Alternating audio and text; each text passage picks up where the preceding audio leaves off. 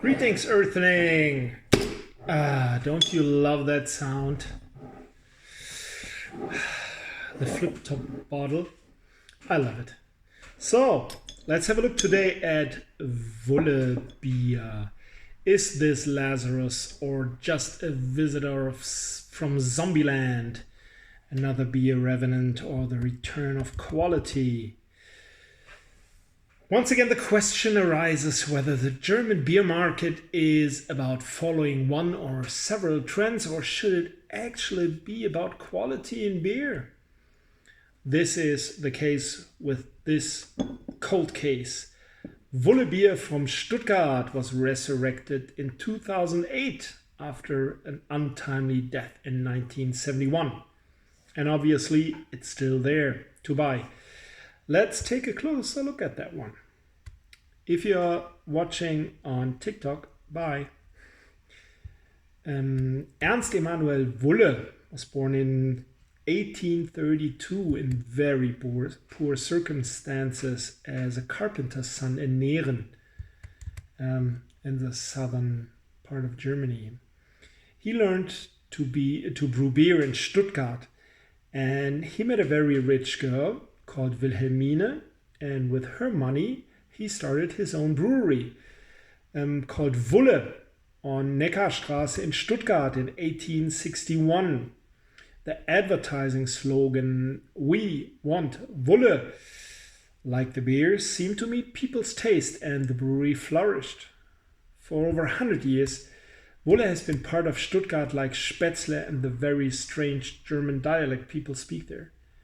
And then the brewery and the beer was taken over by their competitor Dinkelacker in 1971 and disappeared into nowhere, like so many other brands of beer in Germany. The brewery buildings were totally demolished. Today there's a hotel, ministries, and it's being dug out for the new train station, Stuttgart 21.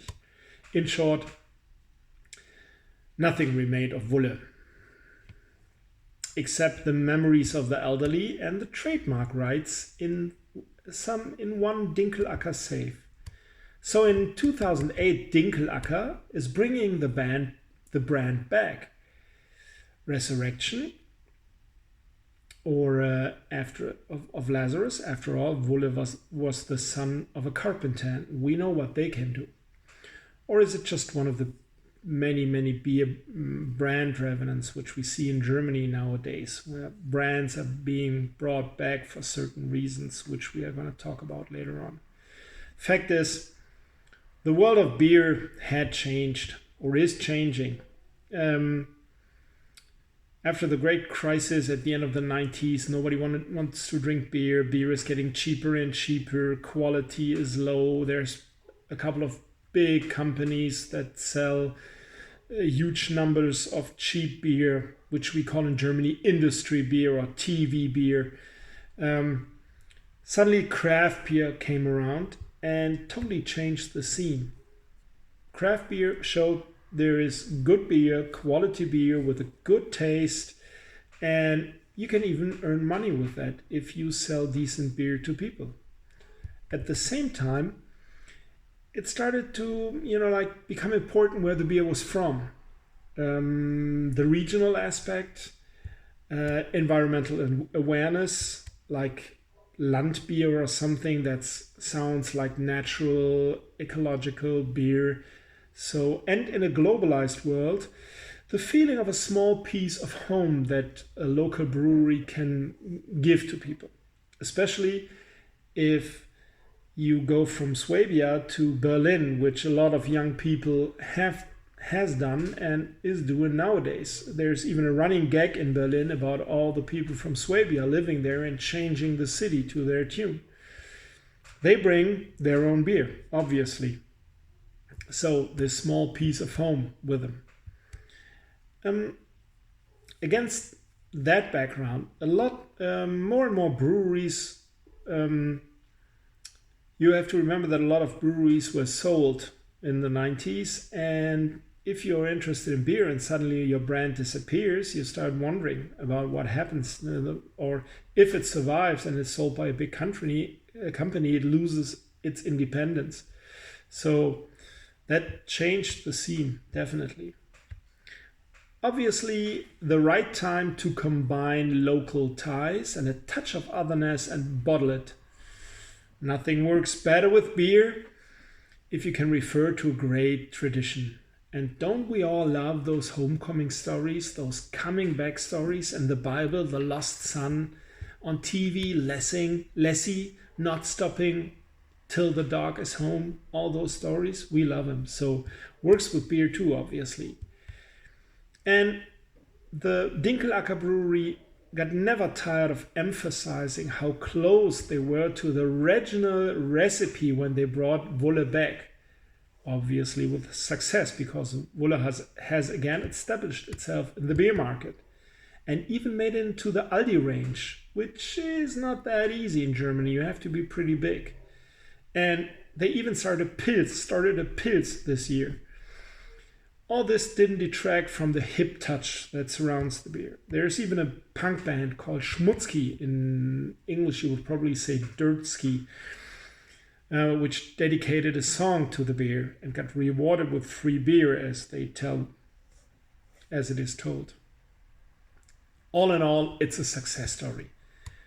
This year, Pilsner was launched, the recipe of which should, of course, be based on the original. Anyone who recognizes a pattern here, think your part. Whether I would like to drink a beer with the original recipe according to the original recipe from 1861 is an open question. Tastes change, we all know that. But this total advertising language of tradition and originality simply remains a means of big breweries in competition with small, young, and above all creative beer makers. One gets really tired of this. It's a tale so often told that, like the tradition and the original recipe, and it's coming back to you. One can't hear it anymore. And naturally, in German, there's the word Kultmarke, so cult brand. That doesn't have to be omitted also. It's pretty much in every publication of the brewery, repeated like a mantra. The flip-top bottle, although I like it very much, is part of the traditional ensemble. However, the marketing for the beer, as you can see, is pretty damn good. However, that's not an obstacle to local success. They even were supposed to be on the Stuttgart variante of the Oktoberfest, just to compare it to those who've never been there. For those who've never been there, the Cannstatter Vasen. It's not the Oktoberfest naturally, but it's a likely party thing. They were supposed to be there this year in 2020. Yeah, let's be happy. However, let's be happy. Every brewery is good news and a chance to get good beer. So every new brewery is good news for all of us. And then how does it taste, the beer?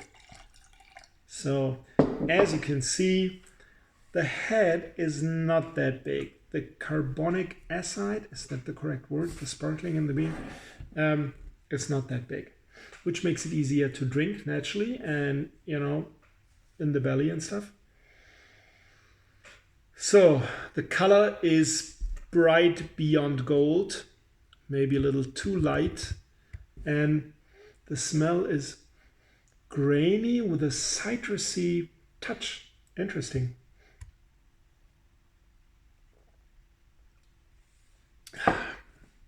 Taste is mild to the touch, and of course with a certain sweetness. Not too much, not bad. And to the finish, there's a slight hoppy bitterness. Overall, it's totally drinkable, no question. It's better than most of the TV beers, Pilsner, whatever. But it's slightly above average, really. It's not really an interesting beer. It seems to me it's a good beer for summer. You can drink it really cold, and probably, since it doesn't have that much taste, if you drink it colder, you're not going to miss that much. However, thumbs up, 3 out of 5, and let's leave it at that. Have a good day.